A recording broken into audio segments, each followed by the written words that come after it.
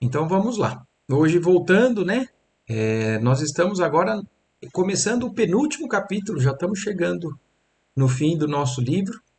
No capítulo anterior, na semana passada, a gente viu aquele encontro do André Luiz com o avô paterno dele, numa zonas muito tristes ali do umbral, né? Em zonas em faixas vibratórias muito densas.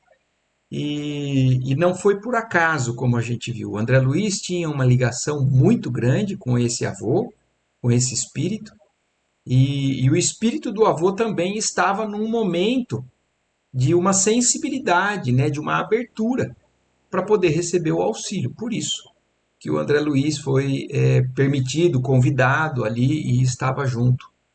Até mesmo que fosse parcialmente, né, naquela missão nas cavernas. Ele ficou ali fora, nos limites ali da caverna, e lá encontrou o avô, e o avô conseguiu, então, se encontrar espiritualmente com o André Luiz, acessar, porque eles facilitaram essa aproximação. E ele estava, então, realmente num momento de pedido de ajuda, e é quando o André Luiz, inclusive, também se sensibiliza muito. O André Luiz cai de joelhos, ele percebe, né, ali e sente, ele fala, né, ali ele estava vivenciando, sentindo um amor puro, sincero naquele momento, e é o que acaba acolhendo o avô de verdade. Como muitas vezes, né, ou como o que aconteceu com o André Luiz, no momento em que ele abre as portas, né, ali do seu espírito, ele é ajudado por um benfeitor a pedido da própria mãe, e depois encontra com a mãe. E aqui no caso, então, é o André Luiz fazendo como se fosse, então, talvez, um primeiro resgate de importância na vida dele, né? De um espírito que tinha uma afinidade muito grande. Então, hoje nós vamos entrar no capítulo 19, que se chama Reaproximação. A gente viu que o espírito do avô tinha uma culpa muito grande, porque ele, além de ser um espírito muito apegado ao dinheiro, né? E ele conquistava isso passando por cima de muita gente. A maior culpa que ele carregava era aquilo que ele tinha feito com a própria irmã, uma irmã bastarda, né, do pai, que a mãe dele, a própria mãe do avô, né, do avô Cláudio, ela mesmo não tinha sido um empecilho, ela tinha cuidado daquele espírito, mas quando a mãe do Cláudio partiu, ele escorraçou ela para poder não dividir a herança que ele tinha do próprio pai. E aí, então ele acolhendo o Cláudio, estavam ali naquele momento, quando Cipriana regressou do trabalho que ela tinha ido fazer dentro das cavernas. Em companhia dos demais amigos, encontrou-me banhado em lágrimas e ouviu a estranha narrativa de meu avô semilúcido. Esboçou complacente gesto e disse bondosa: Sabia, André, que não terias vindo para nenhum resultado. Então, aqui ela confirmando que sabia que então não era à toa que o André Luiz estava ali a pedido do Aniceto que participasse dessa caravana. Em rápidos minutos, descrevi-lhe a ocorrência, prestando-lhe todos os informes sobre o passado. A diretora ponderou, serena, a minha digressão através do pretérito e obtemperou. Dispomos de tempo curto, e como não será possível ao doente acompanhar-nos, cumpre interná-lo já em algum recolhimento aqui mesmo. Então, outra coisa, é uma informação importante também para a gente entender. Ele estava numa zona muito densa, né? Se arrependeu, pediu pelo menos o auxílio. Mas olhem que interessante. Da mesma maneira que a gente aprendeu que o André Luiz não está preparado para descer nessas zonas mais profundas ainda do que onde ele estava ali com o Calderaro, esse espírito que vai ser acolhido nesse momento pela caravana não pode acompanhar até a casa transitória, por exemplo, de Fabiano, que é de onde eles saíram.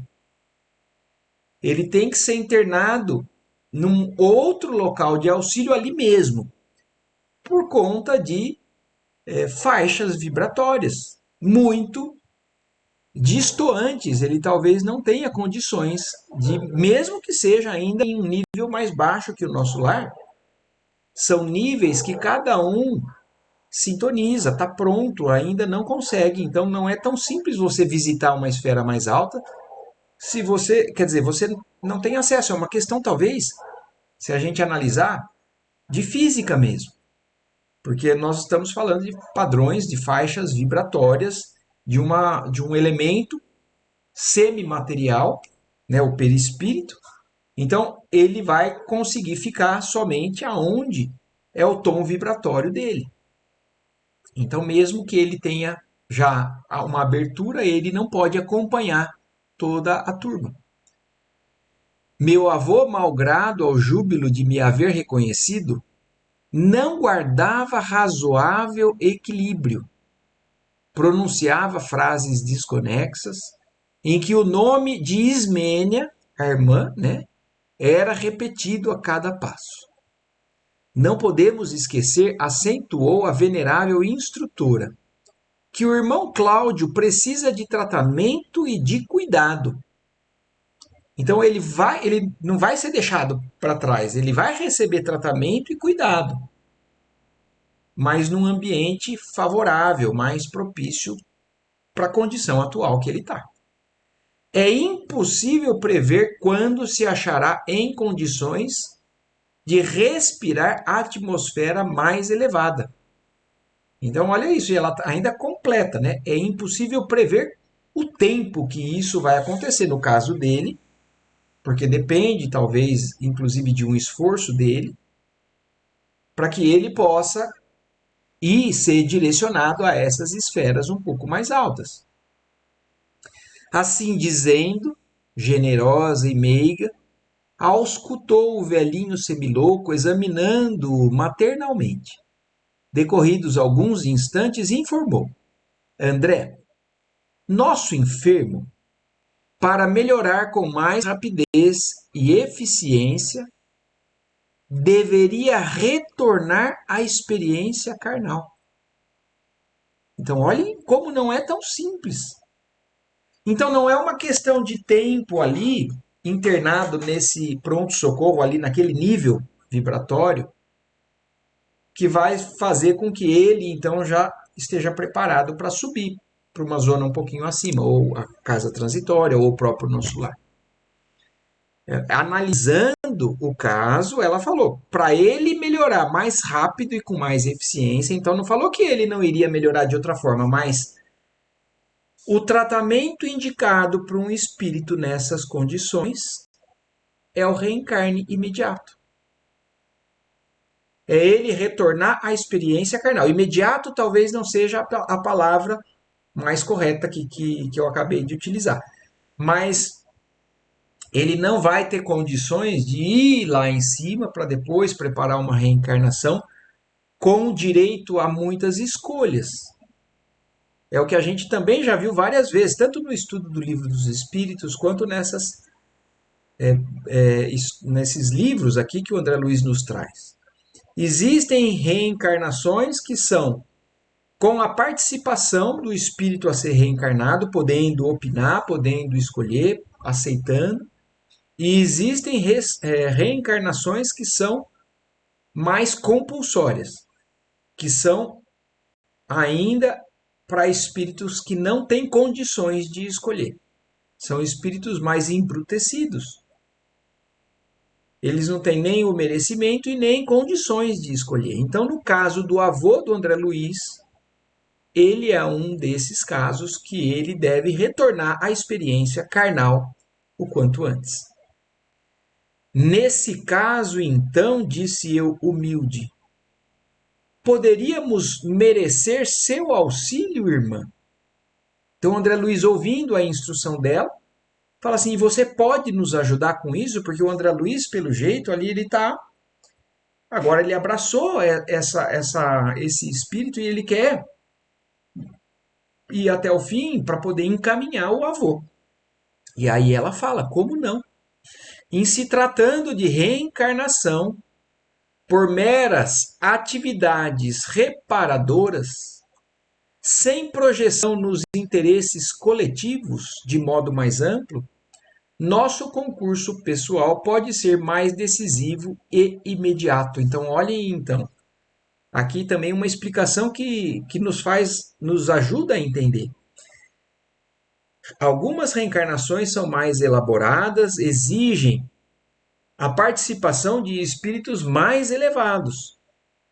E ela está falando, eu posso ajudar. Num caso como esse, que é uma reencarnação mais reparadora, sem muito planejamento de uma conquista mais ampla, né, de um trabalho mais coletivo, o nosso concurso pessoal pode ser decisivo, pode ser aqui resolvido de imediato. Não precisamos acessar esferas mais altas. É isso, talvez, o que ela faça com frequência, porque se ela trabalha numa zona aonde a maioria dos espíritos estão nessas condições, talvez essa seja uma medida mais frequente ali, que ela está capacitada então a encaminhar.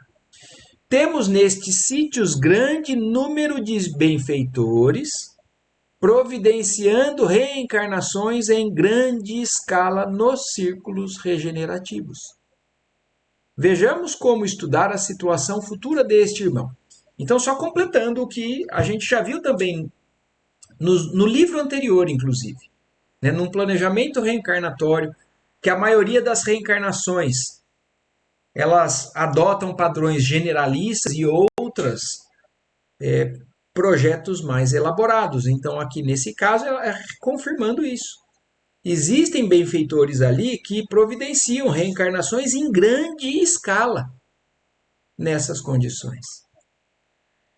E aí, então, ela falou: vamos analisar a situação dele. Submeteu o doente a carinhoso interrogatório. O ancião, comovido, contou que seu genitor, ao se casar, conduziu para o lar uma filha de sua mocidade turbulenta, a qual a mãezinha acolhera com doçura. Essa irmã lhe fora, mais tarde, ama desvelada, tornando-se-lhe credora de justa gratidão. Então era um filho que esse pai tinha, inclusive antes de se casar, antes de ter o próprio Cláudio, da adolescência dele. Mas que ele assumiu, ele trouxe para poder ser cuidado e tudo mais. Todavia, enceguecido pelo propósito inferior de possuir dinheiro desmedidamente. Então, isso é o Cláudio contando para a Cipriana, a própria vida, né? Despojou-a dos bens que cabiam, por ocasião do falecimento dos pais, que, vitimados por febre maligna, o haviam deixado em vésperas de casamento.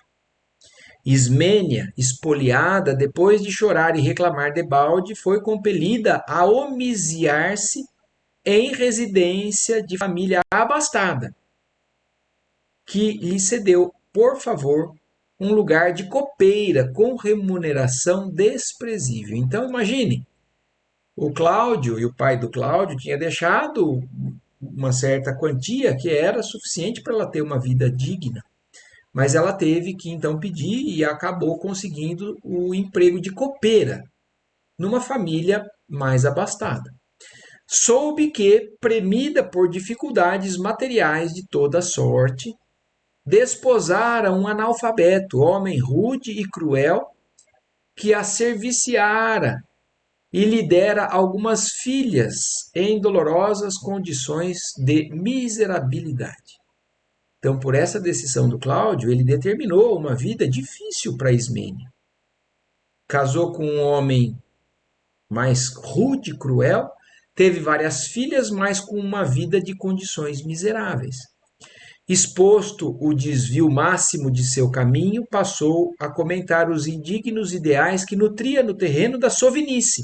Quer dizer, além disso, então, o Cláudio contando para Cipriana, além disso que ele fez para a irmã, ainda falou de como ele conduziu a sua vida, sempre querendo cada vez mais e mais, estremecendo-nos os corações. Então, contou com detalhes o como ele foi cada vez mais enriquecendo, adquirindo posses de maneira descabida.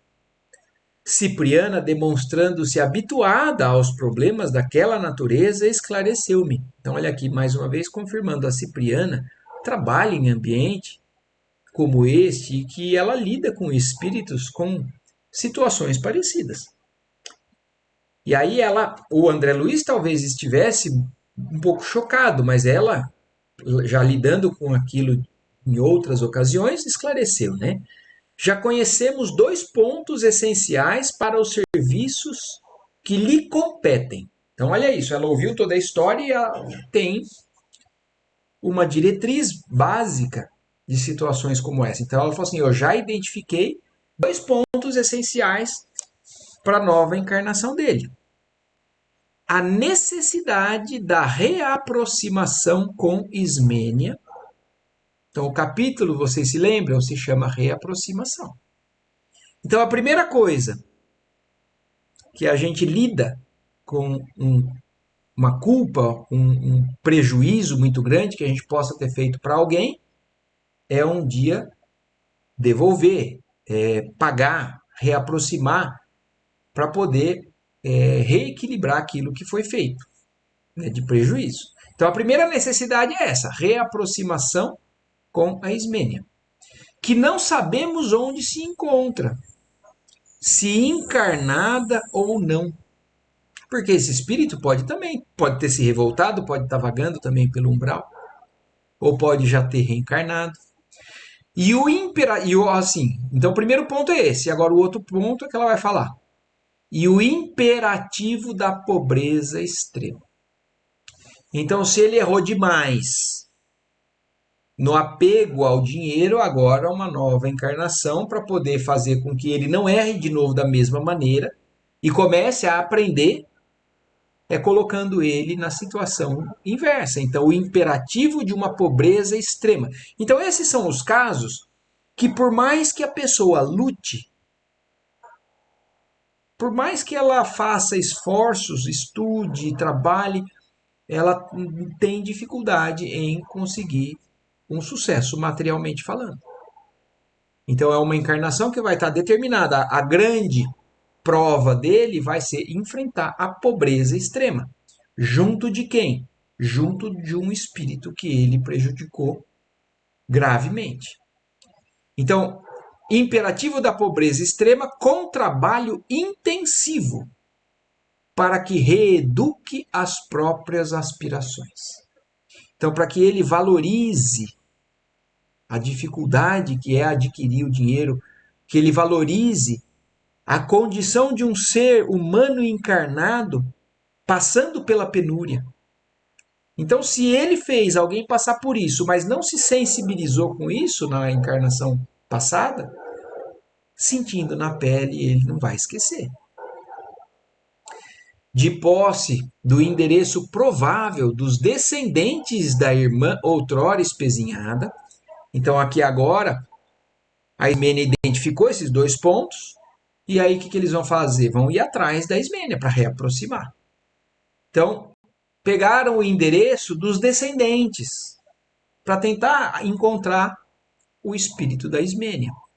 Cipriana recomendou a dois companheiros nossos se encarregassem de rápida investigação na crosta terrestre, a fim de nos orientarmos quanto aos rumos a tomar no imprevisto acontecimento. Os emissários. Então, isso também mostra outra coisa para a gente. A gente acha que espírito sabe de tudo às vezes, né? É um conceito que a gente pode ter equivocadamente. Então o espírito ele já vive no mundo espiritual e se ele. Então ele já. É só ele se ligar. Não. Ele tem que ir atrás, ele tem que se movimentar também. A Cipriana identificou o endereço de onde ela morava, mandou dois irem até o local para poder tentar descobrir qual é o paradeiro desse espírito. Os emissários não se demoraram mais do que 90 minutos. Então, nesse caso, eles conseguiram rapidamente. Em 1h30 estavam de volta. Traziam boas novas que me reconfortavam. localizaram a família a que o desditoso velhinho se referira em suas amargas reminiscências e traziam sensacional informação. Amigos de nossa esfera esclareceram-nos quanto a Ismênia, que ela reencarnara e vivia na fase juvenil das forças físicas. Então, olha lá, a Ismênia já estava reencarnada e era uma jovem. Corporificara-se no mesmo tronco doméstico a que emprestara colaboração na época em que meu avô a expulsara do campo familiar. Então, olha que interessante essa outra. É muita informação nessa história, né? Para a gente entender. Alguns exemplos. Então, olhem isso. Ela já estava reencarnada e olha onde ela reencarnou. Na família onde ela trabalhou. Onde ela foi acolhida depois que foi expulsa da casa do avô do André Luiz. Então ela agora fazia parte da família. Cipriana tudo ouviu, sensibilizada e interessando-se por nós, sugeriu organizássemos as bases da futura experiência. Da futura experiência, conquistando sem delongas as simpatias da jovem. A esse tempo, já nos achávamos portas adentro de uma organização socorrista que recebeu a solicitação de nossa diretora em favor do enfermo, com excelente disposição de servir-nos. Cercando de todas as atenções, meu antigo credor, cercando de todas as atenções meu antigo credor, a estimada benfeitora frisou, dirigindo-se a mim. Nosso amigo, durante 2 anos, aproximadamente, então também para que a gente não caia, né, no vício, às vezes, de simplificar as coisas do mundo espiritual. Às vezes a gente tem algumas informações e acha que tudo é muito rápido. Ah, então tal pessoa desencarnou e ela tinha mérito, ela está acolhida, então ela já tá por aí passeando. Tudo exige um tempo que nós não entendemos muito bem. Então vamos supor, no caso do Cláudio, qual é o tempo aqui que exige? Primeiro, que a gente ficou sabendo, ele não vai poder acessar esferas, planos, colônias mais altas. Ele precisa de um reencarne logo. E o logo, para a gente, seria, então vai semana que vem encarnar, né? Não, ele precisa durante 2 anos, aproximadamente, ficar nessa casa. Ele não poderá ausentar-se desta casa de assistência fraterna. É uma casa de instrução e acolhimento naquelas zonas mais densas do umbral. Permanece ainda profundamente identificado com a atmosfera destes sítios. Visitá-lo-emos seguidamente, amparando-o com os nossos recursos até que possa respirar de novo os ares da crosta. Então, olhem que interessante, um espírito que não consegue sair facilmente da zona onde ele se encontra, nem para ir para cima e nem para ir para reencarnar. Ele precisa se descontaminar de tudo aquilo que ele está identificado com a atmosfera daquele. Ele passou, imaginem, se lembrem da informação. Ele está ali há 40 anos, mais ou menos.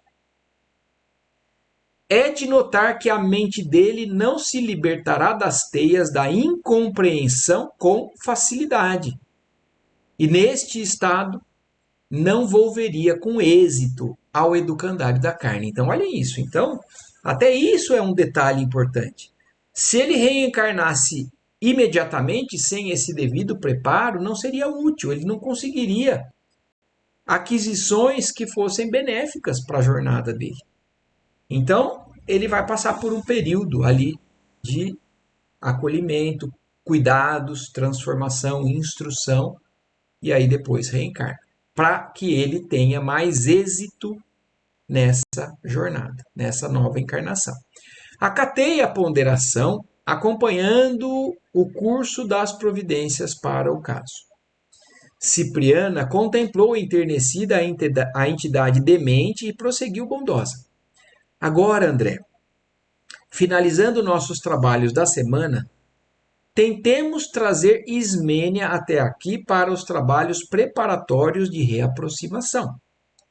Achando-se presentemente na juventude terrestre, provavelmente nos auxiliará no momento preciso, recebendo o irmão perturbado em seu próprio instituto doméstico. Então, olhem que interessante. O Cláudio vai ser filho da irmã que ele prejudicou. Antes de mais nada, porém, necessitamos da simpatia dela. Então, olhem isso. Além de tudo, não basta eles decidirem, eles precisam que ela esteja sintonizada com a ideia, em face do nosso programa de reerguimento. Se Ismênia aceitar, se consentir, acrescentei hesitante. Encarcerando-nos, encarregar-nos-emos do resto, prometeu a interlocutora decidida. O retorno de Cláudio à esfera física terá característicos muito pessoais, sem reflexos de maior importância no espírito coletivo, pelo que nós mesmos poderemos providenciar quase tudo. Então, olhem isso também, que interessante. Depende da aceitação da Ismênia para que se processe, para que se conclua esse preparo, esse programa. Confiando o enfermo aos beneméritos companheiros que velavam na casa de amor cristão em que nos asiláramos, dirigimos-nos para o rio, onde Ismênia seria encontrada por nós em modesto lar no Bangu. Então, olhem isso, ela morava no Rio de Janeiro. Como a gente sabe, né? O nosso lar é uma cidade que está ali pairando acima da região do Rio de Janeiro. E no caso, a Ismênia está reencarnada, inclusive ali no bairro, ali na região do Bangu.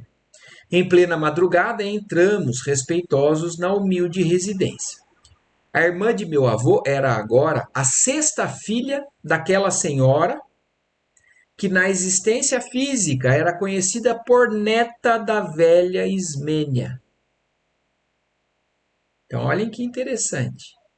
Cuja personalidade para a família terrena se perdera no tempo e que não era outra senão a menina e moça sob nossos olhos de volta às tarefas aperfeiçoadoras da luta carnal. Então, gente, talvez aqui eu tenha dado até uma informação errada ali atrás. Porque ó, a gente está vendo que a Ismênia reencarnou não na família que ela trabalhou, mas na família que ela criou, que ela constituiu. Então vocês se lembram que ela lá, como copeira, se casou com um rapaz mais rude, né? Teve várias filhas, e agora ela é conhecida por neta daquela Ismênia. Então, é a sexta filha daquela senhora que na existência física era conhecida por neta da velha Ismênia. Então, ela era bisneta dela mesma. E isso acontece com muita frequência. Isso é uma informação que nós temos. Nós reencarnamos com frequência no mesmo ambiente familiar. Não é regra, mas é com frequência. Tudo ali respirava pobreza digna e adorável simplicidade. Adiantando-se, Cipriana colocou a destra sobre a fronte da jovem adormecida como a chamá-la até nós. Efetivamente, decorridos instantes, veio ter conosco e reparando que nossa orientadora, envolta em luz intensa, a cobria com um gesto de bênção, ajoelhou-se desligada da matéria, exclamando em lágrimas de júbilo: Mãe Celestial, quem sou eu para receber a graça de vossa visita? Sou indigna servidora. Isso acontece com muita frequência, né? O espírito que tem um encontro em desdobramento, em sono, que tem um encontro com um espírito de luz, de mais luz, às vezes toma aquilo por sendo Nossa Senhora, por exemplo, por sendo o espírito referência de plano mais elevado. E aí ela mesma falando, eu não sou digna. de você, Mãe Celestial. Cobriu o rosto com as mãos, sentindo-se talvez ofuscada pela claridade sublime e contendo a custo a comoção a extenuar-lhe no peito. Mas nossa veneranda benfeitora aproximou-se, pousou-lhe as mãos carinhosas na basta cabeleira negra e falou compassiva: Minha filha, sou apenas tua irmã, tua amiga. Então, olha lá, Cipriana desfaz a impressão de que ela acha que ela talvez seja Nossa Senhora. Eu sou só sua irmã, tua amiga. Ouve, quais são tuas intenções na vida? Estão querendo saber da Ismênia qual que é o projeto dela, né? Como a jovem erguesse para ela os olhos lacrimosos, acrescentou a nobre mensageira: Precisamos de tua colaboração e não desejamos ser amigos inúteis. Em que te podemos servir? Decorreram pesados instantes de expectação. Fala, acrescentou Cipriana, prestimosa. Explica-te sem receios. Voz entrecortada pela comoção lembrou com ingenuidade juvenil. Minha mãe, se eu puder rogar-vos alguma coisa, peço-vos auxílio para Nicanor. Somos noivos há quase 2 anos, mas somos pobres. Trabalho na indústria de tecelagem, com um salário reduzido para ajudar a manutenção de nossa casa. E Nicanor é pedreiro. Temos sonhado com a organização de um lar pequeno e modesto sob a proteção da divina providência. Podemos aguardar a aprovação de Deus? Então, olha que interessante. Ela é um espírito que recebe a visita de um suposto anjo e ela está pedindo. Porque a Cipriana falou: o que você está precisando? E ela, já que então foi deixado em aberto, né, para que ela pedisse, ela falou: então eu peço ajuda ao Nicanor, que é o noivo dela, que eles querem se casar, quer fazer uma família. Cipriana estampou na fisionomia suma ternura materna e considerou: como não? Teus desejos são justos e santificantes. Nicanor terá nosso amparo. E tuas esperanças, nossa viva contribuição. Esperamos, porém, algo do teu concurso, de teu concurso. Ah, em que poderia servir-vos, eu mísera serva que sou? A diretora não prolongou a conversação, pedindo-lhe tão somente: vem conosco. Em seguida, com grande surpresa para mim, Cipriana cobriu-lhe o rosto com um estreito véu de substância semelhante a gaze, para que lhe não fosse dado ver as impressionantes paisagens que deveríamos atravessar. Então, olhem isso. A Cipriana cobriu o rosto dela para levar ela para um lugar onde ela ficaria muito, talvez, eu acho que faltaria na concentração, ela desfocaria por conta de ficar deslumbrada por onde eles passariam. Sustentada por nós, dentro em pouco a moça se ajoelhava, curiosa e enternecida, ante meu avô. Então, olhem isso. E aí, então, a Cipriana levou a Ismênia diante do Cláudio, que, ao enxergá-la, prorrompeu em exclamações em que ressumbrava ansiedade. Ismênia, Ismênia, minha irmã, perdoa-me. Afagando-lhe as mãos, torturado, contemplava-lhe o semblante humilde. Oh, é ela mesma! Insistia tomado de evidente espanto, com a mesma tristeza do dia em que a expulsei. Que fez, porém, para ser hoje mais jovem e mais formosa? Então o Cláudio está impressionado, né? Porque fala assim: ainda encontro ela triste, com a mesma fisionomia triste, mas porém mais jovem. Como a visitante guardasse silêncio, confundida, e inquiria aflito. Até porque, para ela, né, aquela jovem encarnada, não tem consciência de que ela é Ismênia. Ela está mergulhada numa nova personalidade. E aí, como a visitante guardasse silêncio, confundida, inquirira aflito. Dize que me perdoas, que esquecerás o mal que te fiz. A essa altura da inopinada entrevista, Cipriana interveio, dirigindo-se a ela, interrogando: Nunca soubeste em família que tua bisavó teve um irmão? A jovem não a deixou concluir, perguntando por sua vez: que a expulsou de casa? Então, olha isso. Então, a história é conhecida por parte dos descendentes ali, né? Sim, minha mãe já se referiu a esse passado distante, acrescentou melancólica. Não o conheces? Tornou afável a benfeitora. Não te recordas? Nesse instante, o velhinho interferiu, excitando-lhe a memória. Ismênia, Ismênia, eu sou Cláudio, teu desventurado irmão.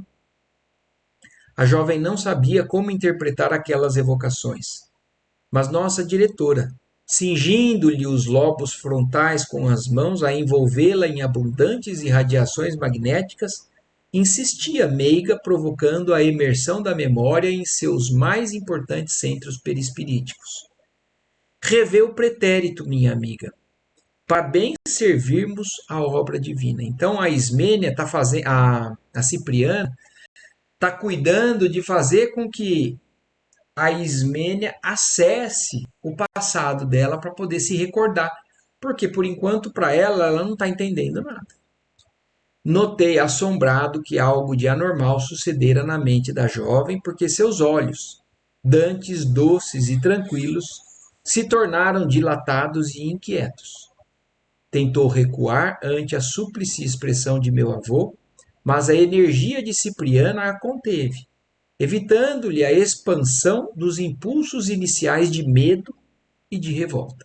Então ela conseguiu se lembrar. E aí, de posse dessa lembrança do passado, ela teve medo daquele que escorraçou e uma certa revolta.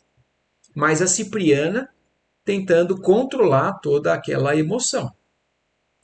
Agora sim, lembro-me, gemeu aterrada.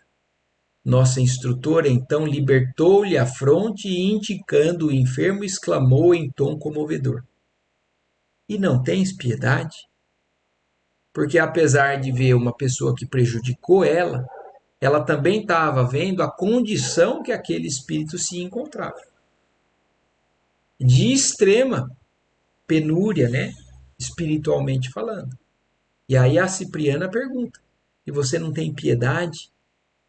Alguns segundos de expectativa rolaram pesadamente. Contudo, o amor sempre divino na mulher de aspirações elevadas triunfou no olhar enternecido de Ismênia, que, plenamente modificada, se abraçou ao doente, exclamando: Pois és tu, Cláudio? O que te aconteceu? Então, olha isso, ela consegue romper essa barreira, né, da revolta e sente aquele carinho por um irmão, né, de encarnação anterior. E aí, agora sensibilizada, ela fala: Mas o que então te aconteceu?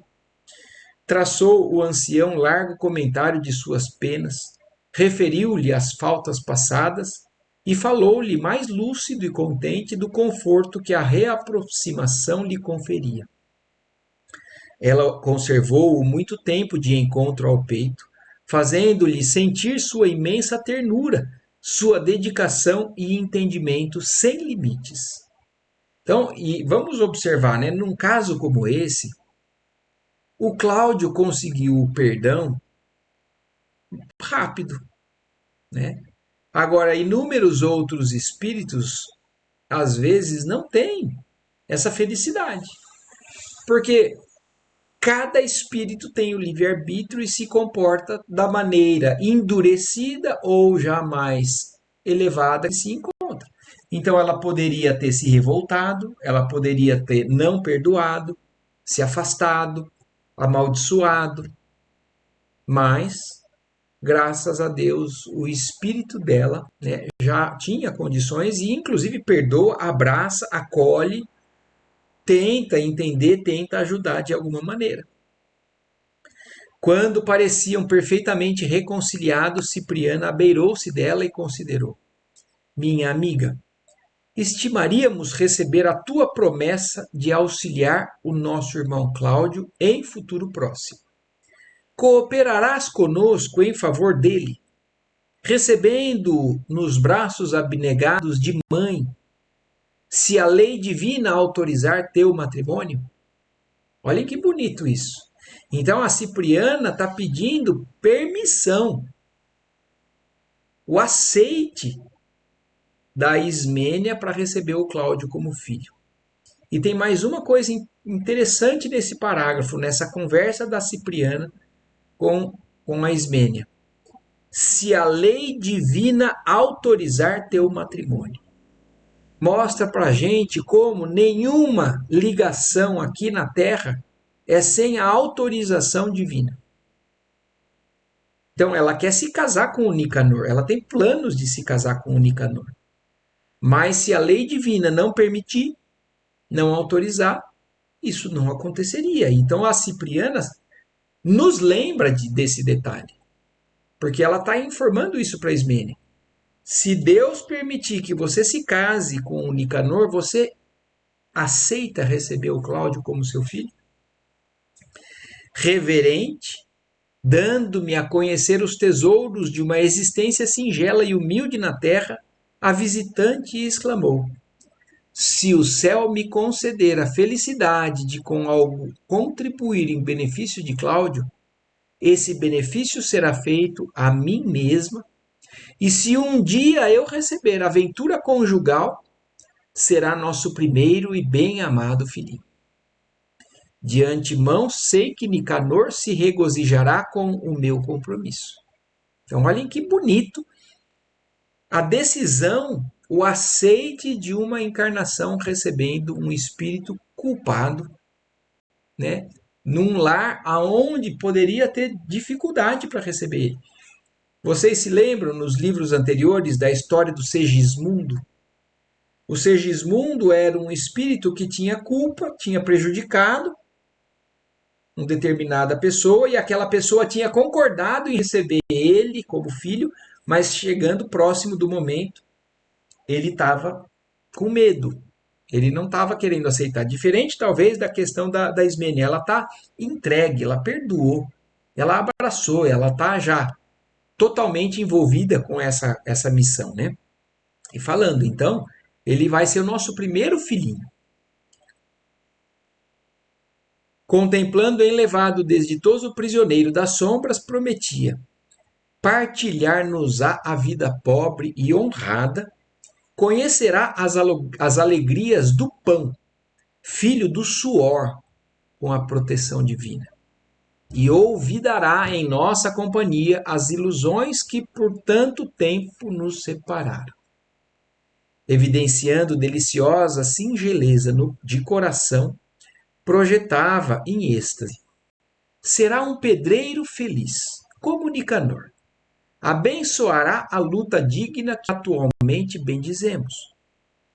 Como chorasse comovida, Cipriana abraçou-a também tocada no coração e de olhos úmidos assegurando: bem-aventurada sejas tu, querida filha, que compreendes conosco o celestial ministério da mulher nobre, que disposta à maternidade sublime, sempre disposta à maternidade sublime.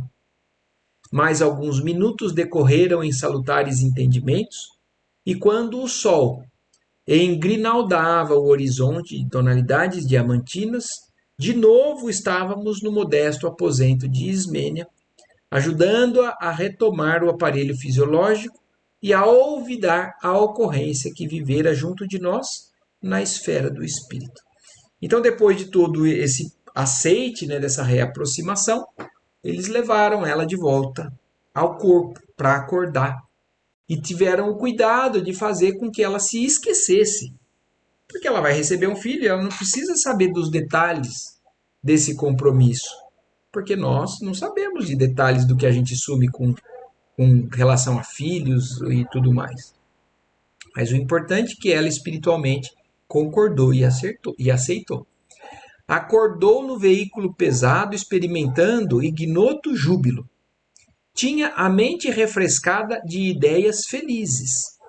Teve a nítida impressão de que tornava de maravilhosa romagem, cujas minúcias não conseguiria precisar. Sem saber como, guardava naquele instante a absoluta certeza de que se casaria e de que Deus lhe reservava ditoso porvir. Então, os detalhes ela não lembra, mas ela volta com uma intuição, uma convicção, uma sensação de concretização daquilo que é o sonho dela de se casar com o Nicanor, com o amparo, inclusive, do alto, para poder prover os mínimos recursos para que eles pudessem se casar, mas nos lembrando, não para ter uma vida abastada, porque está previsto para o Cláudio uma vida difícil, uma vida de árduo, de suor, para conseguir o pão de cada dia, como pedreiro. Quem poderia definir-nos o reconhecimento e a admiração daquela hora?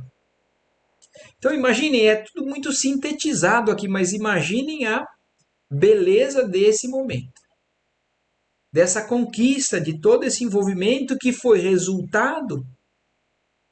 O André Luiz teve uma participação importante de poder fazer com que o avô conseguisse sair daquela situação.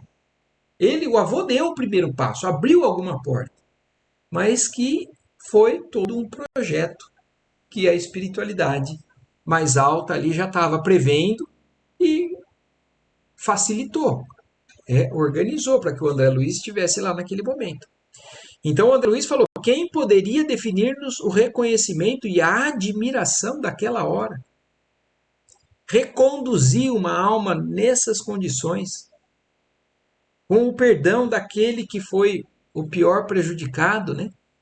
Meus companheiros abençoaram-na, e eu, por minha vez, despedindo-me dela comovidamente, osculei-lhe a destra minúscula num beijo silencioso de profunda amizade e de indizível gratidão. E aqui nós encerramos. Então foi mais um capítulo que foi mais breve, né, mais sucinto, deu para a gente assimilar a ideia de todo o capítulo, da importância dessa reaproximação.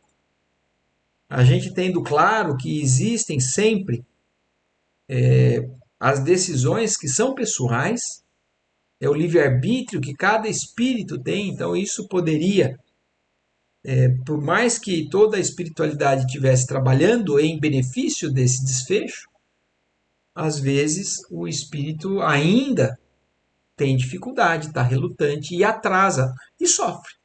O que acontece quando a gente não dá esse passo, né, de olhar para cima, de perdoar, de avançar num caminho que só traz benefício para a gente?